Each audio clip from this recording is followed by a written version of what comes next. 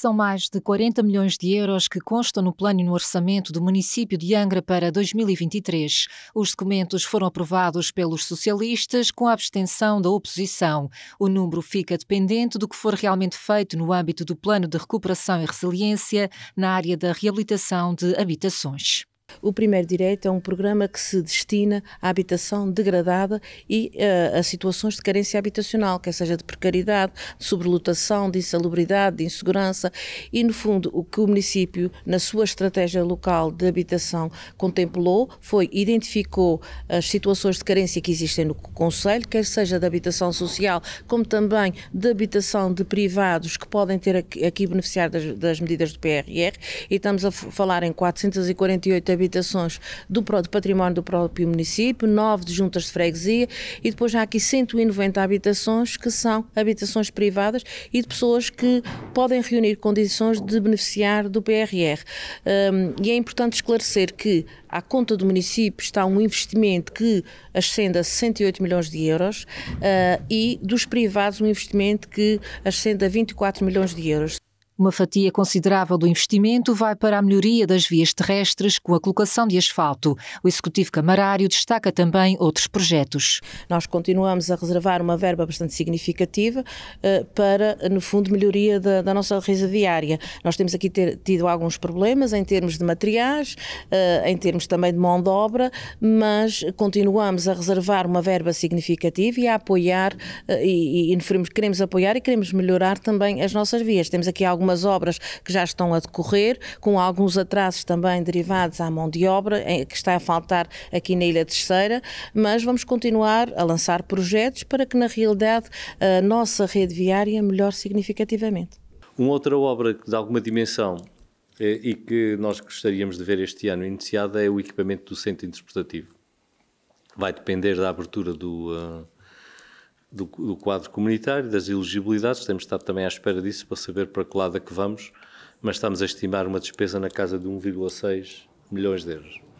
E, portanto, é um investimento que se pode fazer rapidamente em função daquilo que venha a ser a disponibilidade de fundos comunitários para evitar onerar totalmente o município com essa despesa.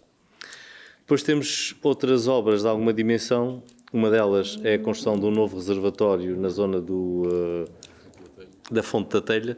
É um reservatório de água para fins de segurança, portanto tem o objetivo de garantirmos que não temos dificuldades na hipótese de haver um sismo ou de haver uma situação qualquer que leve a uma interrupção do fornecimento de energia elétrica durante períodos alargados e, portanto, ele não é necessário para a normal operação do sistema, mas é depois uma reserva estratégica gravítica, ou seja, a água a partir daquele ponto corre sem necessidade de bombas para a generalidade da zona urbana, o que nos permitirá encarar com outra segurança o abastecimento de água numa situação de anomalia. Um outro investimento de alguma dimensão, que já foi autorizado por esta Câmara, é a recuperação do edifício aqui ao lado e a recuperação deste edifício.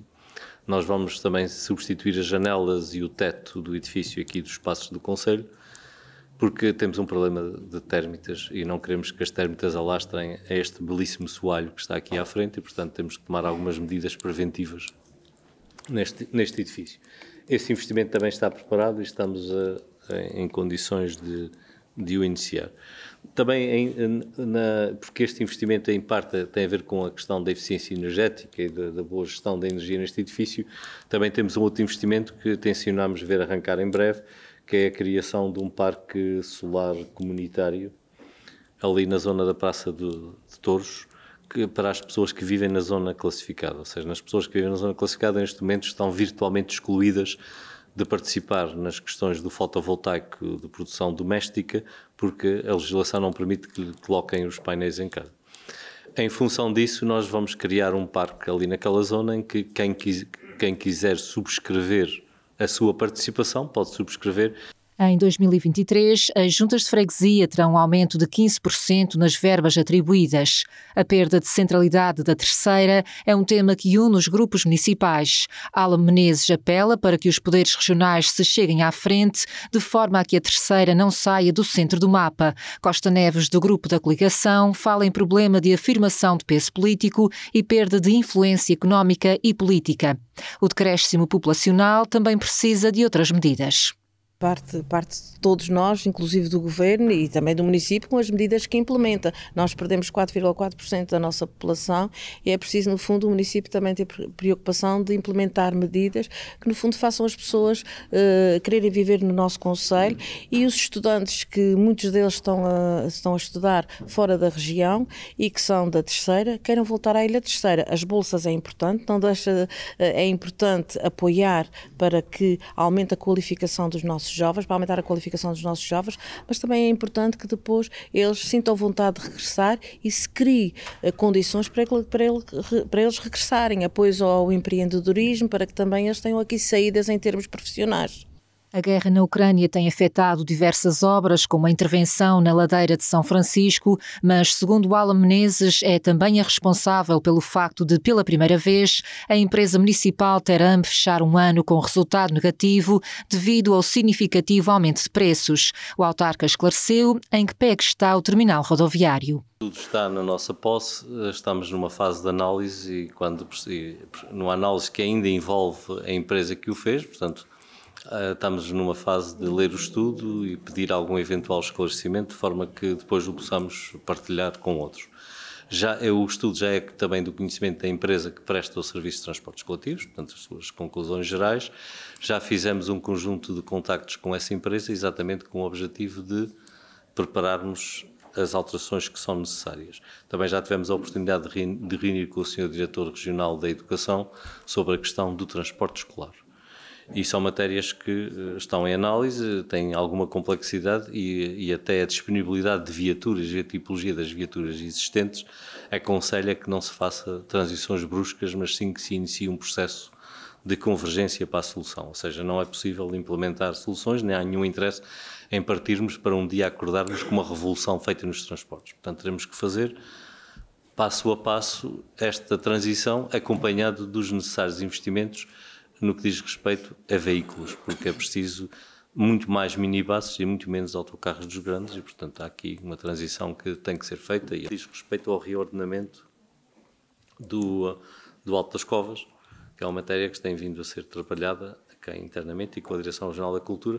Aliás, lá embaixo está um senhor muito mal disposto, o senhor Corte Real ali à porta com aquele ar mal disposto, à espera de ir para o Alto das Covas. E, portanto, também é preciso chegar a esse ponto. Portanto, aquela estátua que está aqui tem como destino final o Alto das Covas e, portanto, é preciso criar as condições naquela zona para isso. Aquilo que era urgente e que dizia respeito às questões de acessibilidade dos autocarros ao terminal estão resolvidas.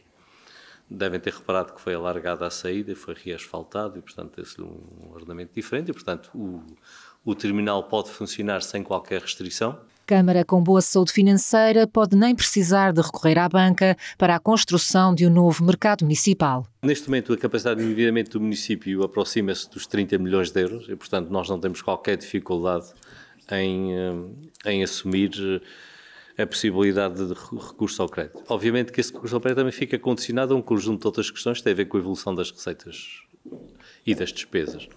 Se nós tivermos um bom ano financeiro, e eu espero que o tenhamos em 2023, até poderemos ser capazes de encaixar o mercado sem recurso ao crédito. Aliás, como estamos a fazer este ano em relação à Igreja das Concessionistas, em que estamos a pagar antecipadamente porque temos essa disponibilidade financeira. Portanto, é apenas uma questão que fica esta Câmara informada que poderá haver recurso ao crédito, não é uma certeza, porque se a situação financeira se mantiver como está agora, nós até poderemos ser capazes de fazer o mercado sem recurso a qualquer crédito. A Assembleia aprovou a manutenção dos valores das taxas municipais de forma a não onerar ainda mais os jangrenses. No final de mais de 5 horas de trabalhos, a Vitec ouviu os partidos com assento na Assembleia Municipal. Por um lado, é claro que há alguns atrasos em obras realizadas e eles são conhecidos dos jangrenses.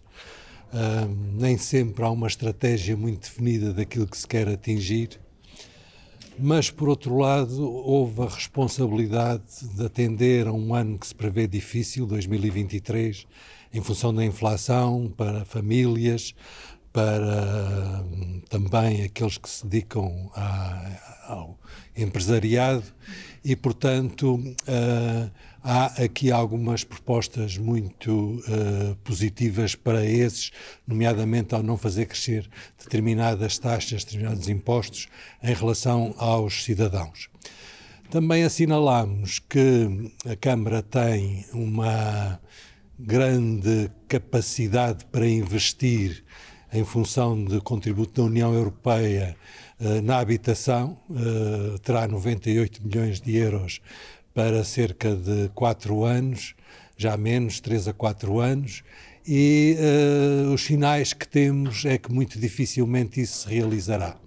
Tendo em conta os aspectos positivos e os menos positivos, a nossa opção foi abster-nos nesta votação e fazemos-lo com a convicção de que poderia ser melhor, mas é suficientemente sensível aos problemas que vivemos no momento. Em relação ao que não consta nestes documentos, o que é que gostaria de ver plasmado que não está lá?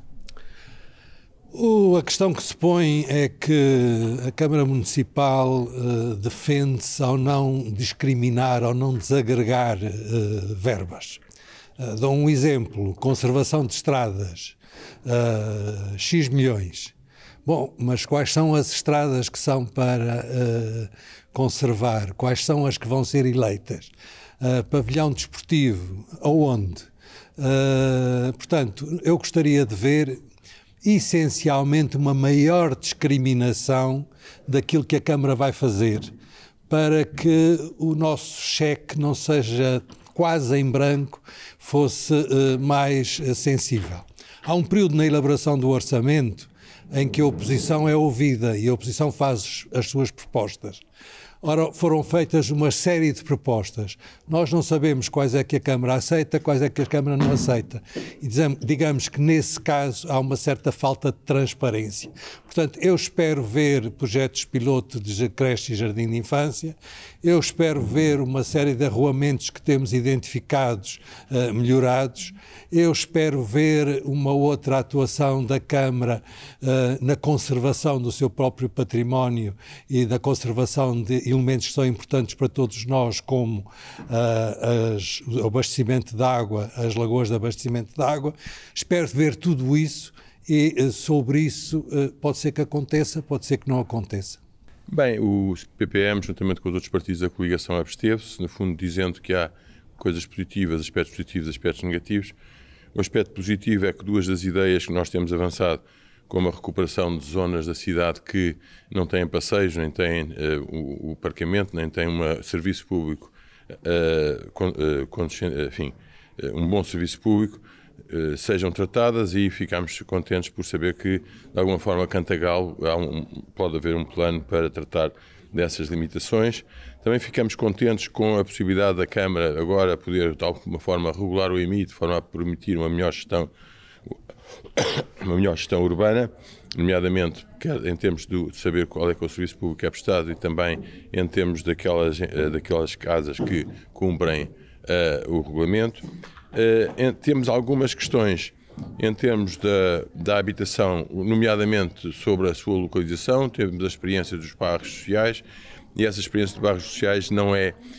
A sua localização é fundamental, a localização desta construção grande que está prevista é fundamental, e esperemos que a Câmara Municipal não cometa o mesmo erro que foram criados nos pós-sismo, com criar bairros sociais ou habitação muito longe dos locais de emprego, que naturalmente provoca a guetificação dessas habitações e, naturalmente, depois, a posteriori, a guetificação da população. Em relação à população, a preocupação que há de toda a gente, nomeadamente aqui apresentada, que a população está a crescer, lembramos que, de facto, essa questão está muito relacionada com o emprego exportador. Aí depende do leite, e o estatuto da Unicol passar para uma empresa privada faz sentido, de forma a promover outras empresas que, entretanto, possam aparecer. No turismo faz sentido liberalizar para todo o arquipélago o transporte aéreo, de forma a que Angra ganhe centralidade. No apoio do Estado é naturalmente imperioso que haja uma maior redistribuição, mais equitativa do apoio que vem, que é muito concentrado em Ponta Delgada. Propusemos coisas que estão de alguma forma veladas no plano, já foram aqui aprovadas, por exemplo, a rearranjo do Centro Cultural, de forma a permitir receber congressos maiores, aproveitando a grande sala que tem ali, e propusemos outras áreas, como ali em São Pedro, o rearranjo de São Pedro, que também não tem passeios, ou o rearranjo da Memória, que também não tem passeios, e que era possível ali fazer uma intervenção de qualificação daquelas zonas da cidade, assim como também em São Mateus e no Porto Judeu. Há aí uma requalificação urbana que é necessária e urgente. Pronto, vamos a Cantagal, percebo que há aqui alguma... não é possível fazer tudo ao mesmo tempo, mas pronto, é essa a ideia. Em relação ao plano e orçamento, de facto também nos preocupa, como foi dito pelo PSD, quer dizer, há ali uma certa... é relativamente pouco claro e, portanto, há um empurrar das ações. Nós aprovamos as ações muito concretas, mas não existe provavelmente um calendário. E tem sido, ao longo deste ano que eu estou aqui, apresentado da parte da Câmara algumas desculpas a dizer que não há máquinas, que as empresas não respondem, etc. E, portanto, mas isso devia estar integrado no próprio planeamento. Quer dizer, não faz sentido que a Câmara não programe também os atrasos que há normalmente e, eventualmente, comatar esse problema, enfim, substituindo-se à empresa privada, uma vez que se trata de ilhas, e às vezes vale a pena, uma vez que não existe, ou estimulando a aparecimento. Finalmente, em termos também referi que os 700 mil euros que são gastos anualmente com as bolsas deviam eventualmente ser orientados para apoiar cursos que não existem, que as pessoas procuram e que não existem na Universidade dos Açores, em Angra do Heroísmo. O PS vê com bons olhos, é um orçamento sensato, equilibrado. Pode-se dizer que é comedido, porque, dada a conjuntura atual, há aqui uma almofada financeira para o caso de haver alguma emergência, nomeadamente com esta conjuntura atual de guerra, mas é um bom orçamento, tem tido uma preocupação social, que já vem na continuidade dos outros orçamentos anteriores. Tem sempre também preocupação com a educação, nomeadamente nas bolsas de estudo. É um orçamento que não tem uma dívida mínima, ou seja, se for necessário haver mais endividamento, tem essa possibilidade, tem uma margem de cerca de 30 milhões de euros para endividamento, no caso de, por exemplo, quando for necessário desbloquear a situação do mercado, há essa possibilidade. Por isso a Câmara Municipal está com uma excelente saúde financeira. As nossas preocupações no PS prendem-se mais com o plano de investimentos regional, que não foi muito favorável para a terceira para o ano que vem, em que há uma redução de 40% aqui para a terceira, que é um corte de 83 milhões de euros, e que a terceira perdeu pontos percentuais na distribuição entre as ilhas. Antigamente tinha uma percentagem de 21%, passou para 16%, ou seja, é uma redução significativa da importância que a terceira tem no contexto regional. E houve muitos investimentos que nós esperávamos estarem contemplados no plano regional e não estão contemplados. E isso deixa-nos grandes preocupações. Há a preocupação da obra do Porto Pipas, que já vem da legislatura anterior, e é uma obra que está na iminência de ficar parada, de ficar a meio. Tivemos agora também recentemente estas notícias do final da operação da British Airways, do final da rota terceira Londres pela Ryanair, que não vão ser substituídas por outras rotas e vão ser transferidas para São Miguel. Nós estamos e demonstramos esta preocupação e pelo que eu percebi foi de todas as bancadas, há uma preocupação enorme com esta desvalorização da Ilha Terceira no contexto regional. A Câmara de Comércio também já demonstrou essa preocupação e pensamos que tem que haver aqui uma posição de ilha para que a terceira não seja deixada para trás. Com alguma preocupação, naturalmente.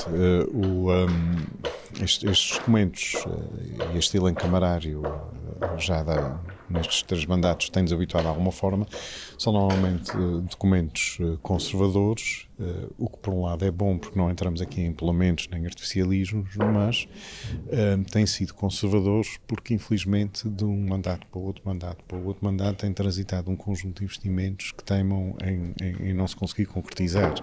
Eu usei o exemplo da questão rodoviária, a lei do terminal rodoviário, que foi anunciado no início logo do primeiro mandato deste elenco camarário, portanto há quase 10 anos. Portanto, é fácil ter orçamentos equilibrados e contas equilibradas quando a execução é feita a conta-gotas. Essa é a nossa preocupação. E tem sido a nossa preocupação ao longo destes anos da oposição, não só porque temos algumas opções diferentes, mas também com a execução daquilo que a própria Câmara se propõe fazer e daquilo que é o seu projeto. Neste caso, e atendendo às circunstâncias anormais, anómalas que o mundo e a Europa e também os Açores, por força disso, vivem com a situação de guerra, com um conjunto de incógnitas, com aumento de preço de fatores de produção, todo um conjunto de coisas, nós percebemos que neste orçamento, sim, justifica-se claramente uma atitude conservadora, justifica-se ter algum cuidado e alguma contenção naquilo que se propõe, e de facto é isso que a Câmara está a fazer, e portanto nós, compreendendo essa situação, percebendo também a necessidade de poder haver ajustes aqui a meio do ano em função de algum agravamento da inflação, de alguma situação anómala que se agrave, um regresso de uma situação pandémica acumulada com esta situação de guerra na Europa, pode obviamente causar aqui alguma necessidade de ajustes de urgência e, portanto, neste contexto, achamos que a posição e a solução mais equilibrada era de facto não votarmos contra e abstermos na votação destes documentos, até por uma questão de solidariedade também com a Câmara, que está a passar aqui uma fase também de muita turbulência por força disso e de muito apelo. Nós compreendemos esse aspecto e, portanto, também manifestamos aqui a nossa forma de apoiar. Não mereceu o nosso voto a favor, mas também não teve o nosso voto contra. Para além dos investimentos que não chegam a ser executados, mas haveria também outros que gostaria de ver no plano de orçamento para o próximo ano? Claro, nós gostaríamos sempre de ver mais algumas coisas. Nós não, costumo dizer, nós não ganhamos as eleições, portanto, se tivéssemos ganho os nossos projetos, seguramente muitos deles seriam diferentes.